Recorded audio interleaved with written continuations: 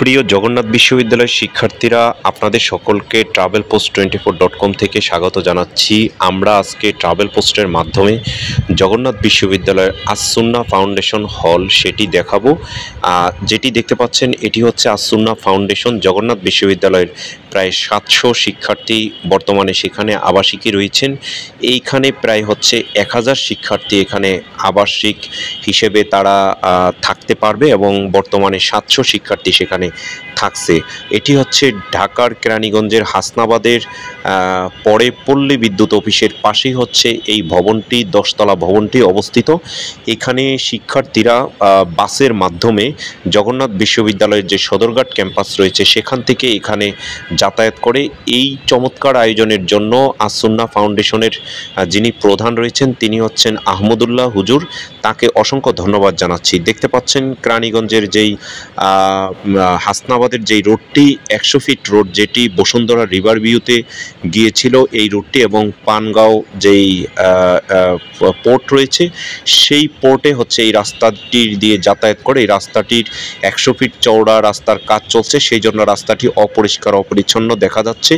এই রাস্তাটি যাতে অতি দ্রুত নির্মাণ করা হয় এবং এটি যাতে সুন্দর করে তৈরি করা হয়, তাতে কেরানীগঞ্জের হাসনাবাদ রিভার ভিউ এবং বসুন্ধরা রিভার ভিউ যারা রয়েছেন তারা খুব সহজে যাতায়াত করতে পারবেন। এই রাস্তা দিয়ে কেরানীগঞ্জের যে মোল্লা বাজার, পানগাঁও এবং হচ্ছে ব্রাহ্মণগাঁও সেই সব এলাকায় যাতায়াত করে এবং নারায়ণগঞ্জের ফতুল্লায় যাতায়াত করতে পারে এই রাস্তা দিয়ে। এবং এই রাস্তা দিয়ে যেই বেইলি ব্রিজ রয়েছে, বুড়িগঙ্গা পদ্মা সেতুর বেইলি ব্রিজ, সেই ব্রিজের মাথা পর্যন্ত এই রাস্তা দিয়ে যাতায়াত করা যায়।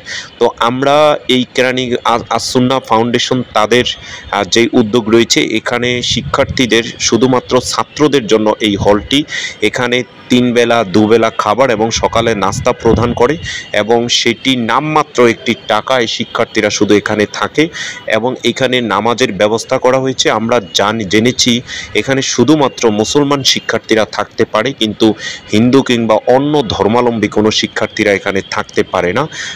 অনেক শিক্ষার্থীর সাথে আমরা কথা বলেছি এই সুন্দর আয়োজনের জন্য, এবং এইখানে শিক্ষার্থীদের জন্য শুধু পড়াশোনা, নামাজ, রোজা বা সেটুকুই নয়, এখানে কিছু নিয়ম কানুন রয়েছে এবং এইখানে শিক্ষার্থীদের কারিগরি ব্যবস্থা এবং হাতে কলমে শেখার জন্য তাদের এখানে ল্যাব রয়েছে, কম্পিউটার ল্যাব রয়েছে এবং ল্যাঙ্গুয়েজ সেন্টার রয়েছে ভিতরে, এবং কালচারাল বিভিন্ন সাংস্কৃতিক অনুষ্ঠান করার জন্য এখানে ব্যবস্থা রয়েছে।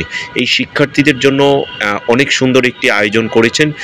তবে জগন্নাথ বিশ্ববিদ্যালয়ের যে স্থায়ী ক্যাম্পাস, যেটি হচ্ছে কেরানীগঞ্জের যেই ক্যাম্পাস রয়েছে তেঘরিয়াতে, সেই তেঘরিয়ার ক্যাম্পাসটি অতি দ্রুত যাতে নির্মাণ করা হয় এবং আবদুল্লাপুরে যেই ক্যাম্পাস অস্থায়ী হল নির্মাণ করবে সেখানেও যাতে জগন্নাথ বিশ্ববিদ্যালয়ের শিক্ষার্থীদের জন্য আবাসিক হল নির্মাণ করে যাতে জগন্নাথ বিশ্ববিদ্যালয়ের শিক্ষার্থীরা নিজস্ব হলে থাকতে পারে সেই ব্যবস্থা করার অনুরোধ জানাচ্ছি।